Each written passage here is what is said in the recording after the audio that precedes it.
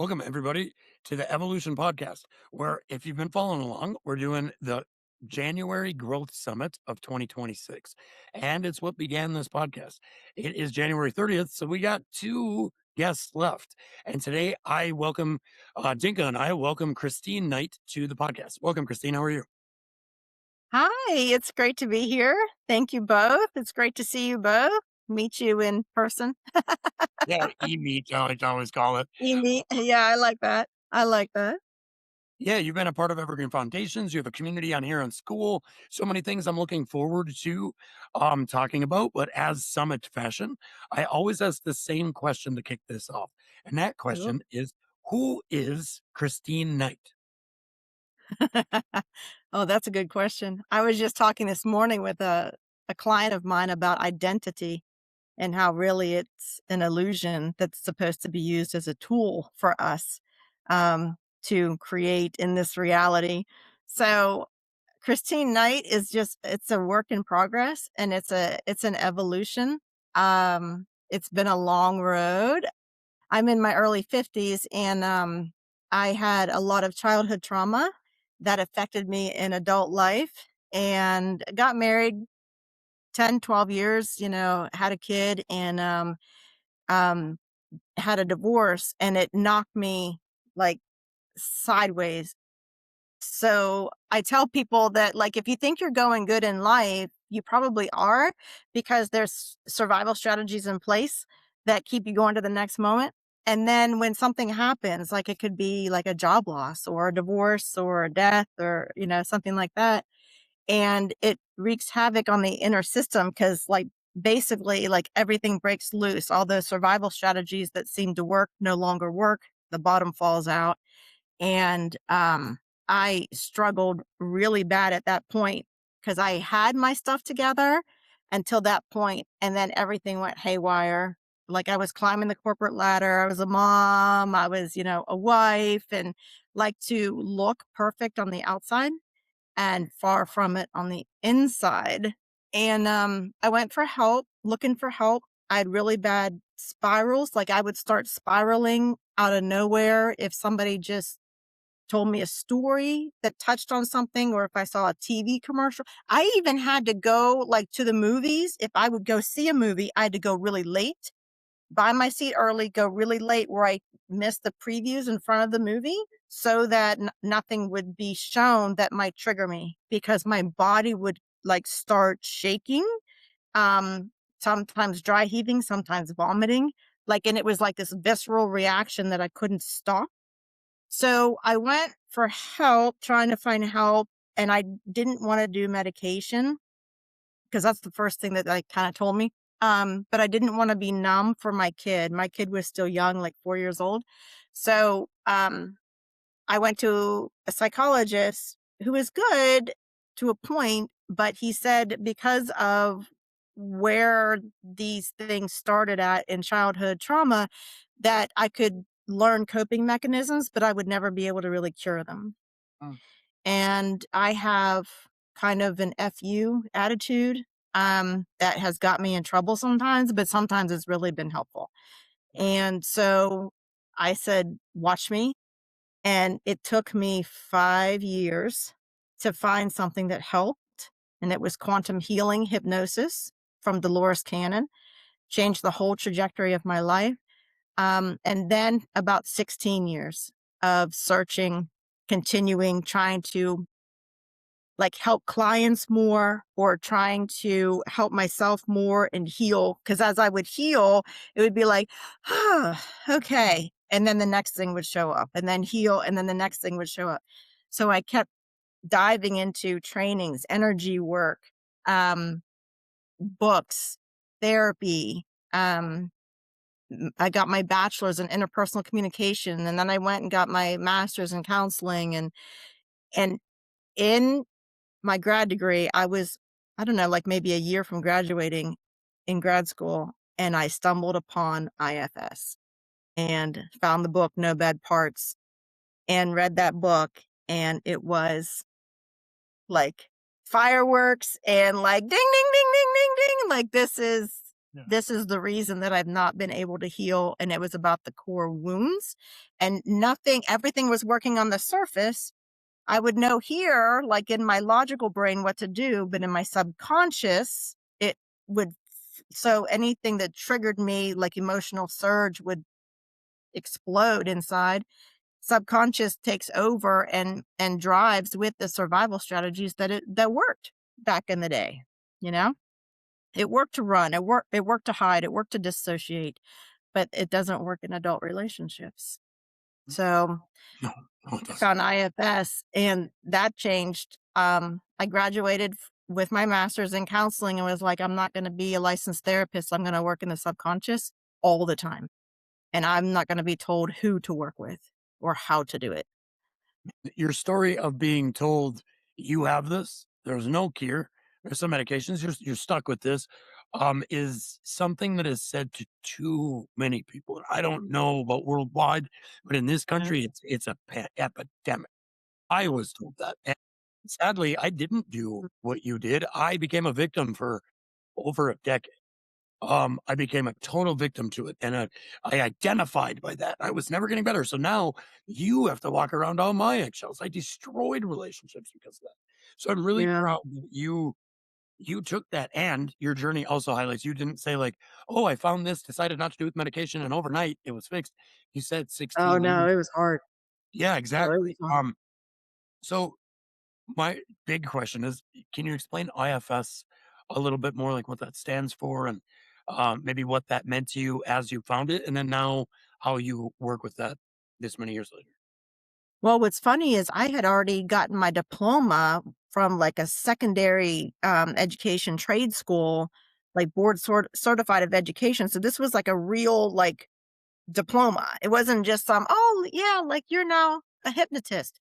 No, I was a certified clinical hypnotherapist. I have over 1,000 hours in training in hypnotherapy. And it hadn't worked. I mean, it did. It works at the surface. So that will help me explain what IFS is and why IFS is so different. Inside the subconscious mind, there's a structure where Richard Schwartz has kind of taken some other people's, theories and work and stuff through the decades and structured in a way that's easy to understand where there's different parts within the subconscious structure working survival strategies to keep us safe, which means to keep us in our comfort zone, surviving to the next moment. So in the subconscious, there's protector parts and then exile parts. The exile parts he called exiled because they're shoved out of the system by the protector parts. It's like, shut up, kid, you bother me kind of energy to it. And those exile parts hold the core wounds from the original experiences or circumstances, emotional overwhelm, confusion, trauma, and they hold that in as a real lived experience, stuck in the past, in the exile parts. And then over top of that, you have the protector parts. You have protectors who are trying to control the environment. We have those controlling parts that are proactive, trying to control our environment so we don't get triggered and have that emotional surge exploding inside. And then we have reactive parts that because life happens, we can't control all of the environments. And when that gets triggered and that emotional surge explodes inside, the reactive parts come in with their survival strategies, their extreme jobs. So there's two sides being worked all in the attempt to keep this wound shoved down. And that suppression is what keeps perpetuating the problem. That's what started the problem in the first place. It didn't get to be expressed in an emotionally safe container, so it had to get shoved down. So IFS stands for internal family systems because Richard Schwartz is licensed marriage and family therapist used to working with family structures. And he's like, we got a whole family inside of us. So he developed it over a span of about 40 years. and it's now it's just very tweaked. And it's not like rigid. It's a structure, but then there's a lot of flow within the structure. And then in the IFS Institute, we're trained how to get those protector parts to relax back, because what naturally occurs as soon as those protective parts relax back is this flow, this core essence. This, he calls it self energy. I call it core essence. Some people call it spirit. Some people call it higher self, some people call it soul, but it's like a water hose is naturally flowing in us when we're born. But stuff happens that we don't understand as short people with no life experience and no safe emotional container to express what's happening to try to understand it. And so it gets shoved down, and that cinches that. It's like taking a water hose and like cinching it off. And the flow, you might get trickles of that core essence, but only few and far between. I open the water hose, is what I do. Yeah. It's really interesting what you say about the core wound because I work with a system that is called the gene keys, and there's also mention of the core wound, which actually goes back to the inner child, pretty much. Mhm. Right? So it immediately triggers my mind. And so, how do you discover your core wound, or how do you expose that? Because I do believe that everything starts with awareness, right? Like as long as we don't know, we have zero power. Exactly. I agree with that completely, Dinka. And I know what sphere you're talking about, and that sphere is directly related then to our, I mean, our life's work goes up, but to the side is the area that we're going to work in for our personal brand, if I'm remembering right. The core wound is in the dead center of the hologenetic profile. So I always say that it's in the center for a reason. When you work with that Mhm. sphere, it kind of ripples out to every other aspect of your life. It's your heart center. That's basically it's the heart chakra of your hologenetic profile. And it's kind of because of Mm, that it's connected to everything. You cannot not mm, look through the lens of your inner child if you are observing your life correctly, so to say, because you cannot cast out your inner child, or you can, but it's not going to work very well for you probably. it'll So only it'll work to a certain point, yeah. and then life will knock you sideways, and you'll have to come face to face with it and love it. So we get to the core wounds in those exiled parts by first connecting with the protector parts. Mhm. And once we build trust with the protector parts, they trust us enough to then relax back. And when they relax back, it'll be seen. Or sometimes the protector part will be like, yeah, it's this little guy over here. He's the one that's causing the emotional surge. So they will lead you along the way to where you need to go. But it takes trust. We have to build trust with those protector parts. And we can't build trust by shoving them down. Mm. So that's why, I mean, I have stamina like crazy. I'm a workhorse. I was raised very strict, very disciplined, very hard. Um so like I have a very strong will. Mhm. So I'm like if anybody could be doing this, I should be doing this. I know what to do up here. Why isn't it happening? Like why can't I apply what I read in the book into life? And that's why, because this is prefrontal cortex, logical reasoning brain. This is subconscious mind. We need to bridge them. And then I also bridge it with somatically in the body with the nervous system, because the Well, nervous system has automatic responses too. mhm. Yeah. Well, I think there's more and more evidence showing that the brain is actually not running the show. Apparently, there are more neurons in your gut than in the brain. And Mhm. also it's just an antenna. It's not the Mhm. CEO. I strongly feel that it's more the heart that is kind of in charge of things, or at least it should be. Yeah, it's super interesting what you were saying. I kind of it reminds me of something that Peter Crone said. I don't know if you're familiar with him, but we are big cronies here in the in the forest. He said that emotions are like guests at the dinner party, and then when you're throwing a dinner party, it's like, oh, we should invite joy. Like, joy is really fun to be around. We should definitely invite like all the positive emotions, but then you think about the negative emotions, like, oh, we don't want anxiety to show up, like we don't want anger to be here. And by that, you're like, locking them out, so they have to throw a tantrum to be seen. So if you kind of reverse that and you say, like, come on, we make room for you, and you embrace them, then they kind of just fall in line and they just relax, and they don't have to act out or they don't have to amplify in order to be seen. And I really love that analogy. And I think that's probably very similar to the approach that you are talking about, right? Yeah, I really like that analogy. And but um eh, I'm a I have to speak out. Like, I just have to speak out when it's warranted, because we get swept into groupthink too easily. And the problem with Peter Crone, this is a really good analogy that he's giving, but I think some people can hear what he says and apply it easily. Mhm. And that's why I work with a lot of people who have had childhood trauma, because I couldn't. Like, he gets into like the core wound very fast, and he says, "Oh, well, you should just acknowledge it and accept it and then it's fine." My system was so fragmented. I had so many core I didn't have just one inner child. I had like 10, Mhm. like with all their core wounds. But I had a very fragmented system.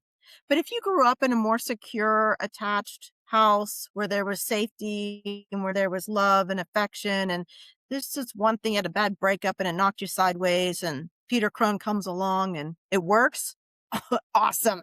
Like, the more people it can work with faster, awesome, because this world needs healed people. Yeah, for sure. But I want people to know that if you listen to people like that or you read that book and you can't apply it, there's nothing wrong with you. I couldn't either, Mhm. because my system was so fragmented, disconnected. So I do like Peter Crone and his work. It's just that, please, anybody listening to this, please know that it's for certain people only. And if it's not for you, it's okay. There's nothing wrong with you. You're just like me. And it took a lot of deeper work to get to reconnect those inner parts that were fragmented. And that's the work, is connection. So if somebody was asking me like that question with that dinner party analogy, which I love analogies, and I love that Mhm. analogy that he's talking about, because he's saying don't suppress it, acknowledge it. Yeah. I say, if you're like, hey, anxiety, come in. Hey, depression, come in. Hey, jealousy, come in. Hey, association, come. I want to invite all of them, because when you sit with all of them at your dinner table, you don't have to invite joy. It just naturally shows up. Mhm. There's no effort. Mhm. I like easy. Mhm. So anything that makes it more easy. But when you're a person who has a fragmented inner system, or a lot of fragments in a certain area of life, it's really scary to talk to those anxiety and depression and dissociation and blind spots. It's very, very scary. I was scared to death, like knees buckling together, like knocking together, scared to death to do this work, because protector parts of me were scared of what I was going to find out. Did that U-turn, turned that attention inward and looked inward? They were scared of what I was going to see. Mhm. And So I just want people to know it's not as easy as what Peter Crone makes it Yeah, out and to be. there's no one fits all solution either. And I think this is why a Yeah. lot of different things echo through different systems, because Yeah. it's highly personal, and in whichever way you can receive it, it doesn't matter. It has to be Right. something that you resonate with. And this is why I always say, like, take what resonates and leave what doesn't. I'm not going to get upset because Peter Crone doesn't work for you. Like, okay, I I resonate with this very much, but so I want to shout this from the top of the mountain because it did change a lot for me, but it doesn't mean that that's the only way. And that seems to be true if we look back in like thousands of years in all the wisdom traditions and all the scriptures, it's repeated over and over and over again. There's nothing new under the sun. We're just finding different ways to describe it. And whichever works for you, hallelujah, like. Right, right, well, and even that, like, I use primarily IFS and clinical hypnotherapy. I have another IFS practitioner that I meet with and do a podcast with once a month.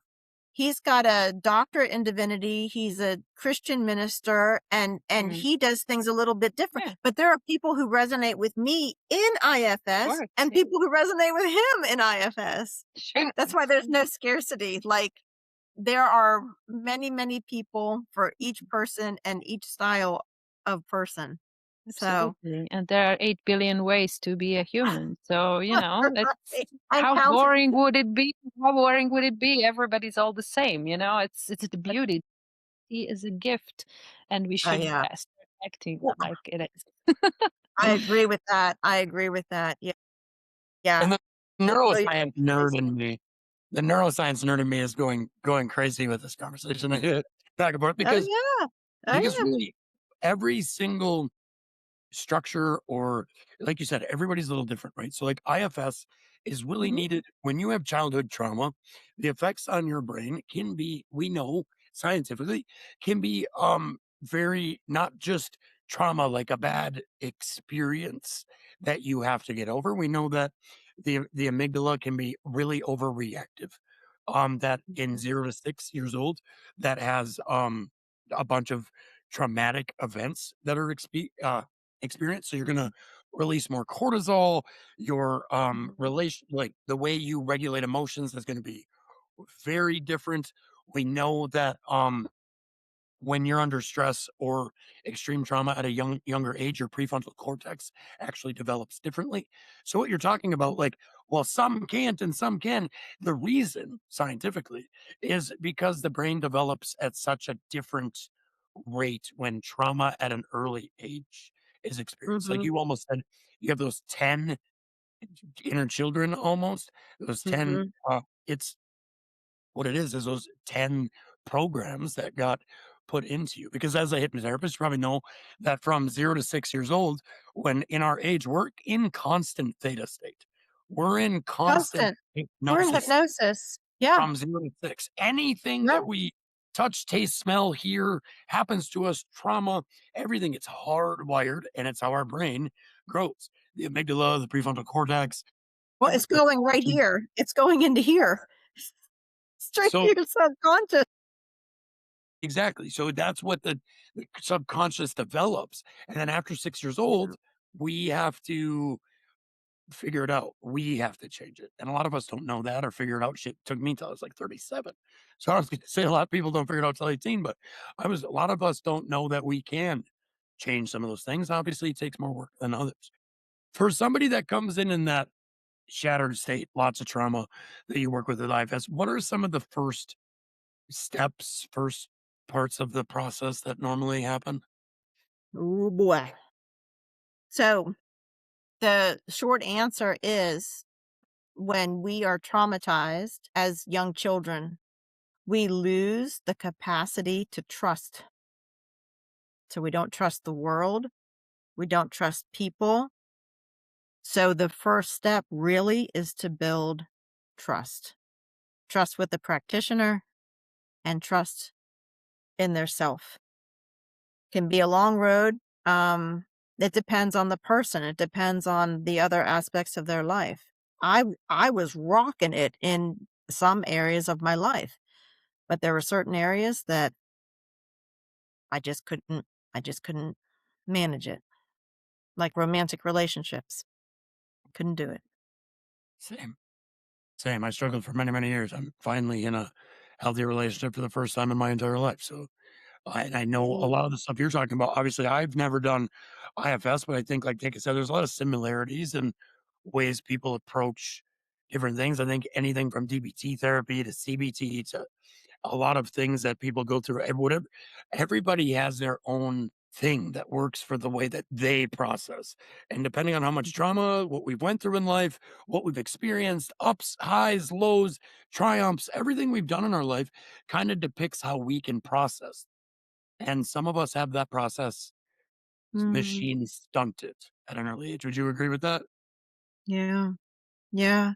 And our prefrontal cortex, the logical reasoning brain, like you said, you were 37, it doesn't even fully finish development until 30, especially in men. So it's very difficult to find our way when we weren't given role models and that safe container to express our emotions on the front end of life. And even in Well, gene keys, Dinka, it goes 0 to 7, 8 to 14, and 15 to 21. There's a reason for that. That's a big chunk of development there in life, but in prefrontal cortex development. yeah. Was there a turning point for you where you're like, "Oh, this is starting to work. Like, I am starting to handle situation A better." Like, was there a point where you really started to see the the progress of your action? You're doing these steps? Yeah. Yeah. It took about 3 I saw my practitioner once a week, and it took a a few months, took about 3 months for my main protector part, like the oversight director of the inner system, to realize it wasn't me. And it was like, oh my God, like, what?" Like, everybody was surprised. And it was a masculine energy, which makes sense because I was driven very hard by like a drill sergeant kind of father figure. So a lot of my inner um parts have masculine energy, and then some have feminine energy. Like all the inner child parts are feminine energy. But it's amazing how things like show up in the subconscious. But when we realize that and the clouds parted, and that was my first real glimpse of self energy, that's the turning point. When somebody sees self energy, their core essence, as who we really are, it's a flow of compassion and clarity and calmness and confidence and playfulness and patience. It's a flow of love. And when you see that, it's like that's the hallelujah, like, hallelujah, like, oh, clouds part, the sun is shining, because then we can build the connection. Then we can start to reconnect the parts to core essence. And that's the turning point. It's a turning point with all my clients too over the years. So we build trust to allow the protector parts to start to realize that they're safe enough to start relaxing back. And when they start relaxing back, that's what starts parting the clouds, basically. And then the sun is like, hello. In this Yeah. process, is it mostly like communication and dialogue? Do you have meditations? Is there what's the process gonna look like? So I use a very light hypnotherapy induction just to start the process of turning the attention inward, just because I like easy. Anything that shortens the time and makes things easier, I like it. So there's a little bit of that in my style of sessions, but it's mostly dialogue with the part or parts, because a lot of times we have an inner conflict. Like one part wants to move, but one part wants to stay. One part wants to change jobs, one part wants to stay in that job. And that's a perfect place to start because you have the inner conflict between like a proactive part trying to control and a reactive part trying to soothe, and underneath it is the core wound. So I can start anywhere in a system, but a lot of times we start between parts, dialoguing between parts. Gestalt, if you know what that is, where you kind of like talk back and forth and you watch how the other one responds, and then you respond to that. What was that called? Um, Gestalt, Oh, like yeah. Gestalt. It's that's been around for decades, like the 40s. Yeah. So I learned that in grad school and hypnotherapy in my school, but it was the dialogue between parts.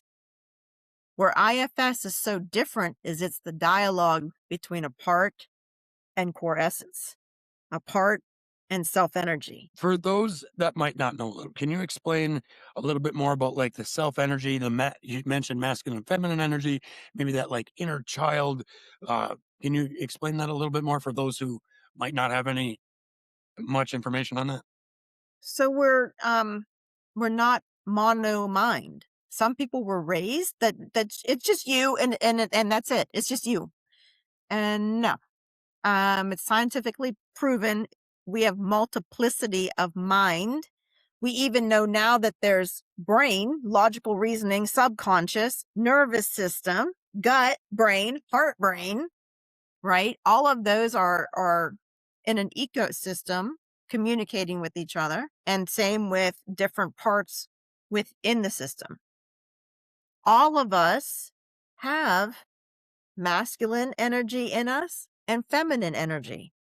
Feminine energy in the sacral chakra below the navel, masculine energy in the solar plexus chakra just above the navel. Our job here is to bring union and cohesion to all the ecosystem that's flying all over the place. There's left brain and right brain. There's brain and heart, masculine and feminine energies, and self energy, core essence. Our tap in to our GPS, intuitive guidance, with the human parts of us. So it's top 3 chakras with lower 3 chakras. So there's stuff like everywhere, flying in the ecosystem everywhere. I give the analogy of bumper cars at the amusement park. You got bumper cars like bumping into each other, and then there's some like trying to avoid being hit, and they're on the very outskirts. Our job here, no matter what method we choose, our job is to get all the bumper cars lined up in a line, in alignment, and following North Star direction. That's why I like Gene Keys so much, because Gene Keys helps give us that North Star direction. Yeah, it makes total sense what you're saying because I know for a fact that I have a slightly different personality in every language I speak to begin with. And Interesting. also, it's like when you are with your family, when you're just the two of you with your partner, when you are at like a professional, setting, you act slightly differently. You put on different hats, right? So it makes total sense that we I are not used to. mono mind. And okay, maybe there's certain values or certain ideas that are always there, but you don't let your guard down the same way in front of strangers as you do when you are just with your loved ones and the people that are closest to you, right? So I think it makes total sense that you don't just treat the whole system as like, oh, it's just little old you, and you are just one thing, and put just one label, and then that's what you are, and case closed. So I really like this approach, actually, to allow That's a us good to be analogy too, different. Dinka. Yeah, that's a good analogy. But hashtag life goals. My life goal is to be open and flowing, hearing my parts around me, behind me, hearing my spiritual guides, my counsel, intuitive guidance being my GPS, moment to moment to moment. Full cohesion is my goal. Yeah. I'm not there, but it's my goal. I want to be the same person in front of you, in front of my sister, in front of my, client. I that's what I want. Mhm. Yeah, and there's power in that too, because I think it's also sometimes very tiring when you have to act in a certain way with certain people because you don't allow them to have access to all of your parts. You have your guard up, right? You're protecting Mhm, yourself. So mhm, it makes sense that when you can just be in your mhm. center and be unbothered by, external forces, then it becomes easy because you don't have to play a part, right? So, yeah, and I And totally even the understand language play a yeah, part. yeah. I You totally even have understand it being a work in progress, because I also feel yeah. like that's kind of why we are here. I always say that Earth is a school. We are here to learn, and who knows if or when we will graduate. But the point is that we just get better. So, Yeah, I agree. In fact, I think it's the hardest school there is. oh yeah, I think it's like Harvard, yeah. like and you can't go into Harvard and mess around. Like you gotta I mean, it's nose to the grindstone, like learning, right? And You gotta also, learn. we signed up for this. This is not a coincidence. Our soul chose to be here, and it didn't choose to come here to be bored. This is an adventure. This is a roller coaster. So Well, yeah, that's a good way to put it.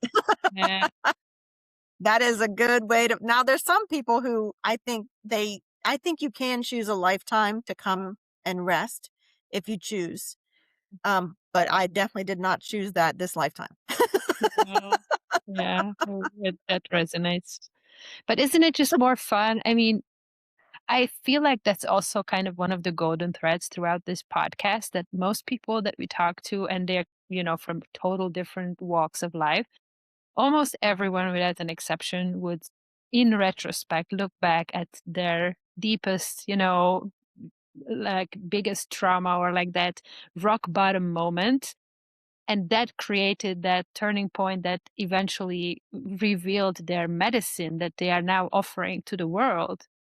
So Yeah. it's a choice, right? You can be like, oh, this is happening to me and poor me, and get drained and like dragged down with it.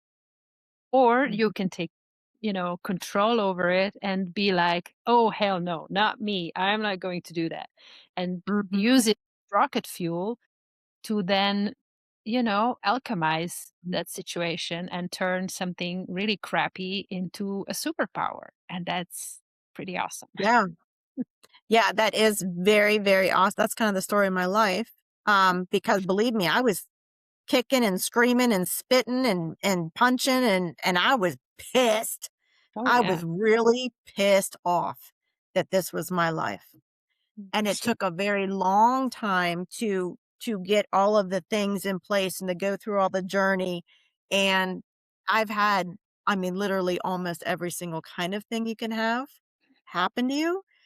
Um, but now I'm like, oh my God, thank you so much. Like, I'm so grateful because I can sit in front of my clients and say, oh yeah, I get you. Like, Mhm. I've been there, like and I can tell them next steps of the fastest way to do it. And that's why I had to take the long scenic route to get to where I am so that I can sit in understanding and compassion. Like one of my things to learn here was compassion. I wasn't raised with it. I didn't know about it. I didn't know how to do it, and now it's it's not you don't even have to try. Like now I don't even try. Like it's just there.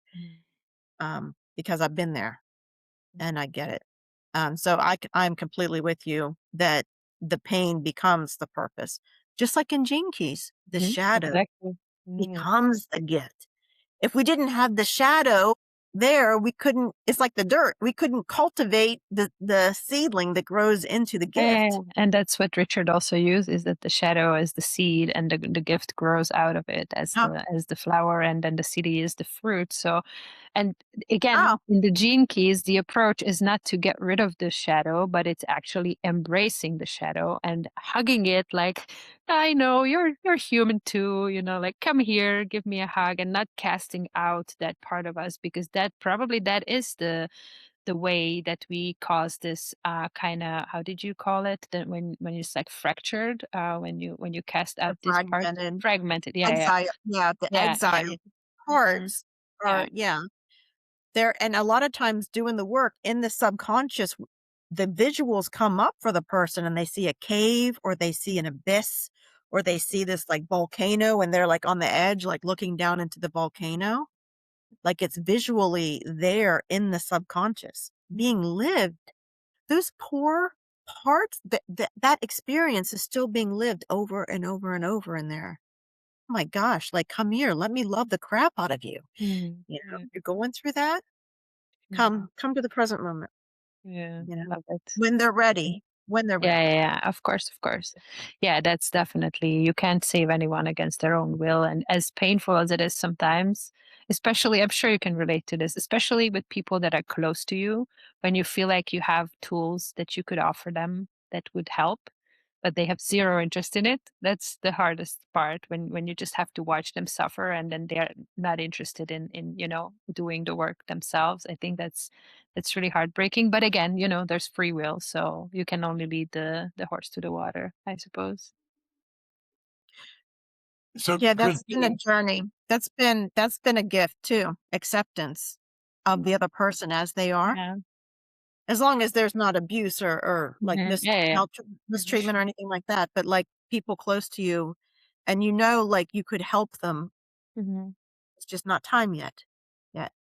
Yeah, and if But you just tell them that, oh no, you should do this or you should do that, because it may come from a loving place, but you saying that makes them wrong in a yeah, way. it's much better to ask Mhm. a question that Mhm. invites them to look To look inside inside. themselves. Yeah. Mhm. Yeah. And sometimes just tell me more about that. Mhm. And then they'll start getting deeper and deeper. That's the way to do it is ask the question. Tell me more. Get curious Mhm. about what they're telling you, even if they're in victimhood, Mhm. because if they talk long enough, they'll start to go deep. Mhm. It's just nobody listens to anybody Mhm. on the surface. No, you're full of crap. You're playing the victim. Go away until you stop playing the victim. When we could just sit there and hold that safe emotional container for them, and they would talk to the point where oh yeah, I wonder why am I still stuck in this? Yeah, that spark. I think sometimes it's all we need is that little spark to get us to go, hey, I can have an impact if I start doing some work in different areas of my life. So I think that's super important. Seeing you also, I mean, I'd be remiss if we are a school-based podcast, so I do got to bring up that on these episodes. You also have a community called Trigger Happy that do you employ your IFS practices? What's going on in Trigger Happy right now? Yeah. I called it trigger happy because some people are like, wait, what, why are you calling it that? And I'm like, because you literally get to the point where you're excited when a trigger shows up because you're like, oh, there's a core wound there. Like when you know what to do with it and the process to go through, it becomes self-discovery and exploration. And you actually get happy when there's a trigger, when there's a ping on that core wound because like I give the analogy, here's another analogy. Somebody can throw salt at you and I mean, you feel it. It's like maybe a little irritating, but it doesn't burn. If it burns, it only burns because there's a wound. There's an open wound that the salt gets into. So when we feel a burn, there's something there that needs to be seen, that needs to be acknowledged. Invited to the dinner table, as Dinka was showing us that analogy. So the school community, I just kind of formed it a little bit by accident to be a bridge. I started it to be a bridge from people doing sessions with me to having something to support them in between sessions or to, if they're going, cause I teach people how to not need me. So as they're kind of like standing firm on that foundation that we've built together, they still need other support things. So they wanted a way to access me or ask questions. And that's how it started. Right. And then I was like, wait, there's a lot of people who have like a barrier to entry because of price or because of time. And this is a good way for them to start learning about this. And they can even DIY. You can do it yourself. There's an online course in there for free. There's a trigger translator AI tool I created for free. All you have to do is just go up the levels, engage in the community, like some stuff, comment on some stuff, and you get it for free, and it's gold. Like, it's good. It's really good. It's literally 16 years of neuroscience and hypnotherapy and IFS studies and energy work in 12 hours of online course. I So, absolutely love that about Skool, that it's a place where as a practitioner and business owner, you can have that tiered experience where maybe it always bothered me when I came into this and got trained that you had to do high ticket sales. Everything has to be like $1,000 a month for working with you and stuff like that. It's like that never sat well with me. I'm from small town. yeah. I'm a Youper from the Upper Peninsula of Michigan. I don't know Oh, five. I know it. Oh, I I don't know it. I was in Detroit for a little while. love that. I didn't know like five people that could afford personal development help at that price range and commitment. I just did Yeah. ever in my life. So it never sat with me well. And I love that Skool, you can give people tools.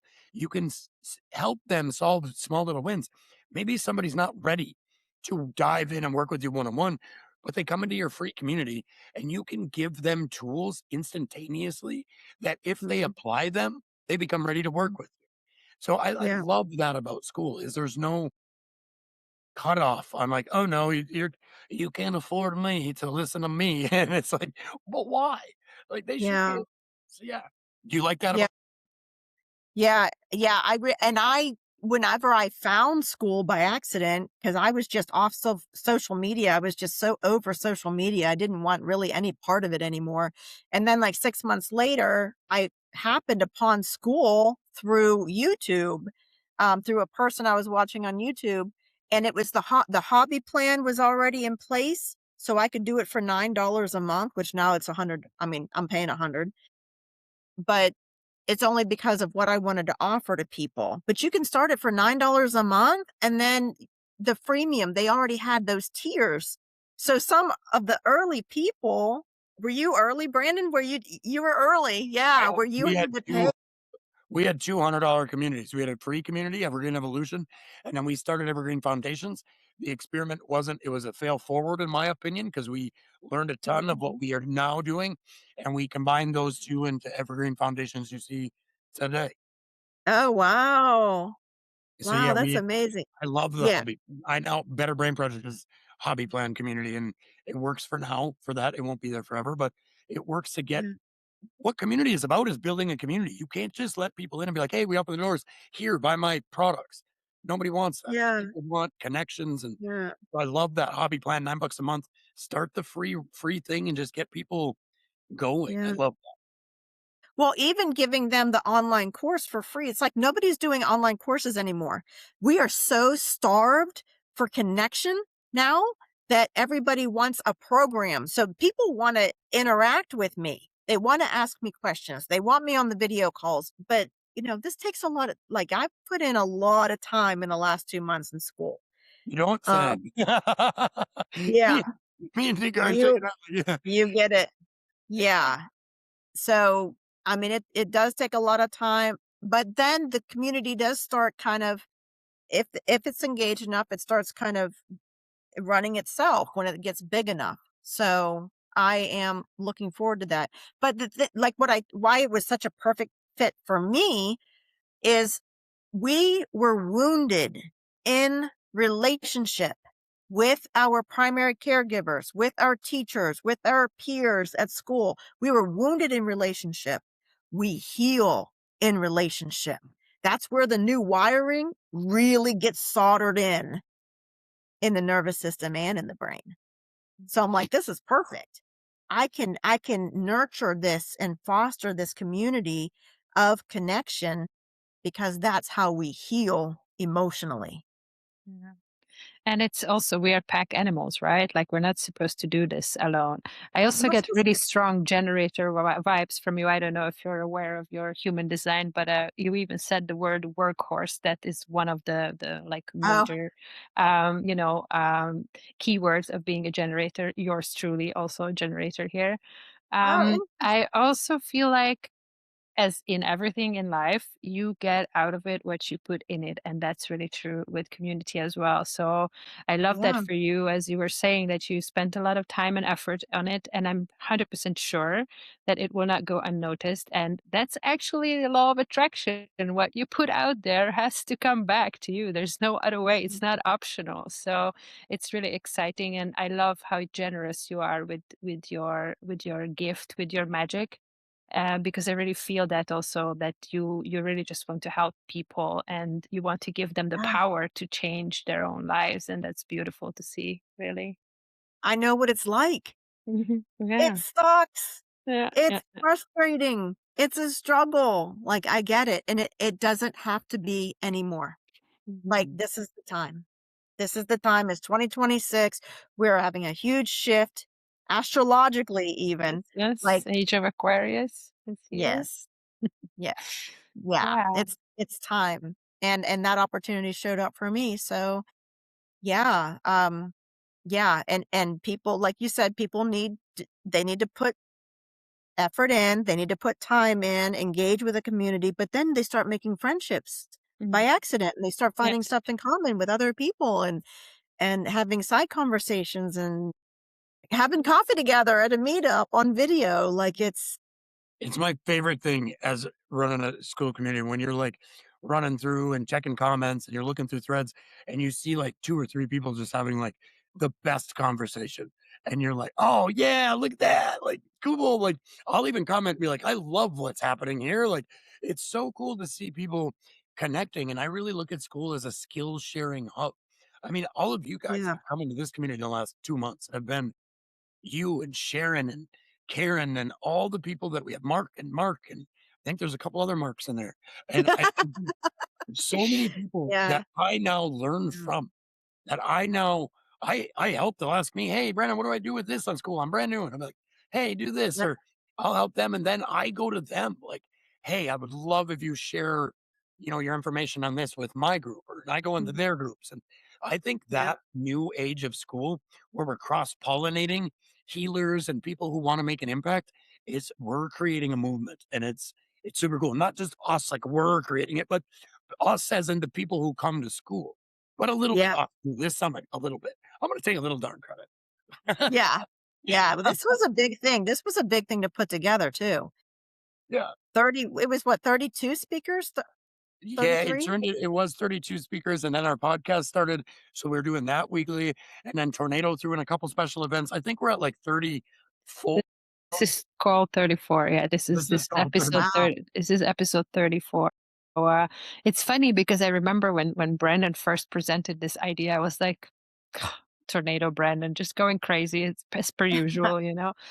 And here we are, and we actually over delivered. Not only we managed to book all 31 spots in 3 days, but it was after that the podcast was created because there was need for it. People were literally lining up to tell their stories, and it's such a Mhm. pleasure to give those people the platform and the opportunity, and so much fun because you just have to ask questions and you just have to let people, like, tell their incredible story, because everybody does have an incredible story. This is what I Oh, always yeah, say, like, you just have to have the patience, and you have to let them trust you enough so that they feel safe to share their story. And it's been so amazing. And I guess for the listeners as well, we've already had some feedback about this, that yeah, it's so cool, like all totally different people with different stories. And yeah, yeah, that's why we are pack animals. We are human beings. We love to connect. We need to hear stories from other people to experience how it is for yeah, them to be in this reality. So yeah, yeah, it's been really yeah, fun. I'm really grateful for how much the platform has grown before I even found it, Yeah. and the work that they're doing in in the platform. It's always being upgraded, always new features, trying to make it Mm, easier for the owners. Yeah, accessible, with the monthly fees, like, mhm. yeah, I'm really, really grateful, and I just think that this is gonna be where social media kinda alchemizes into. Yeah, Hopefully, yeah. yeah, small I groups and groups of like-minded people, because otherwise people are gonna kill each other. Have you seen other social medias? There's too much division. There's too much stuff. If you can't all get along, you got to put them in boxes then. And as the communities is kind of becoming the boxes. That's what I see because Wow. there's just too much division that the algorithms of social media push out there. And you don't Yeah. have that when you come into a school community.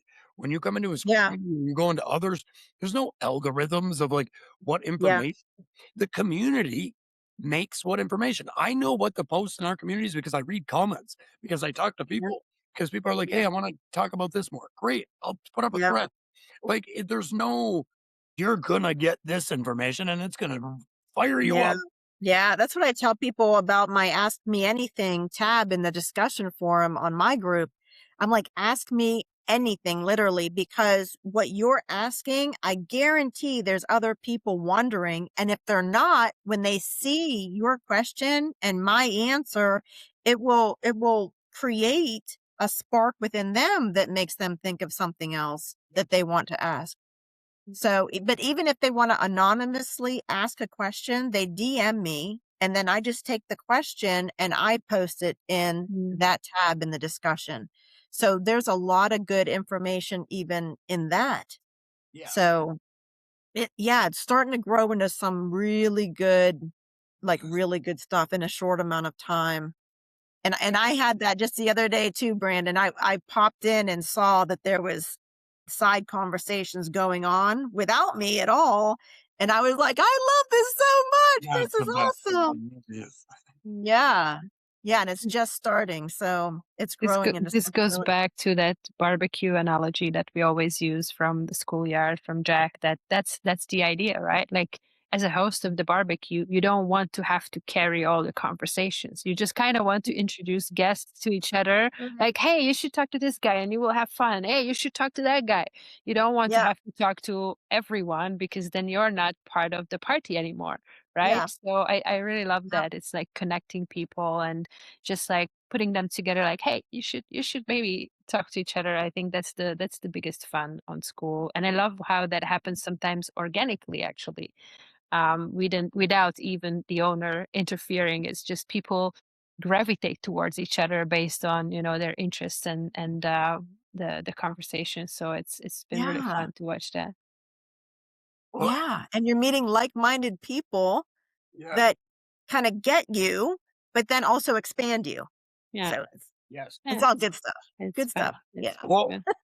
Christine, I've really enjoyed our conversation here today and learning more about IFS. I've known you for about a month, a little over now, and right before the summit, you booked in with us, and so it's been awesome to learn more about that process.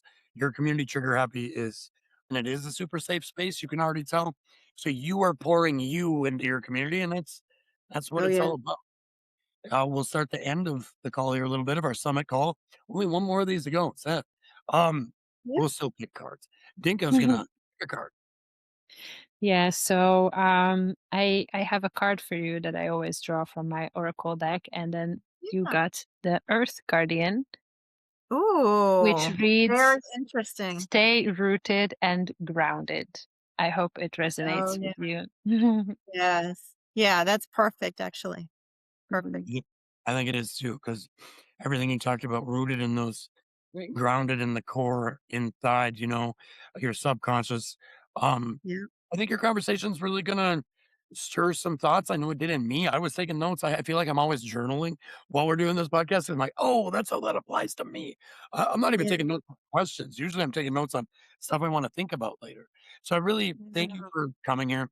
Thank you for sharing your story with us. And um, guys, join her in Trigger Happy. It's a great community. I know the summit effect. You are going to get at least one or two new members. It happens every time. The last question is always the same. And you actually started this conversation with this word, and it made me smile. So, what does evolution mean to you? Oh, everything. And, to me, it's the whole point of, um, learning and growing together. And because to me, it's a whole ecosystem of humanity evolving together. Just as we've evolved for, thousands and thousands of years, we're still evolving together. And I just love that we get to do it together. we're our best self when we're helping and supporting each other. So that's what it Beautiful, means to Very, very me. well said, indeed. beautiful Yeah. answer. And thanks for joining us live. Thanks for watching on the recording.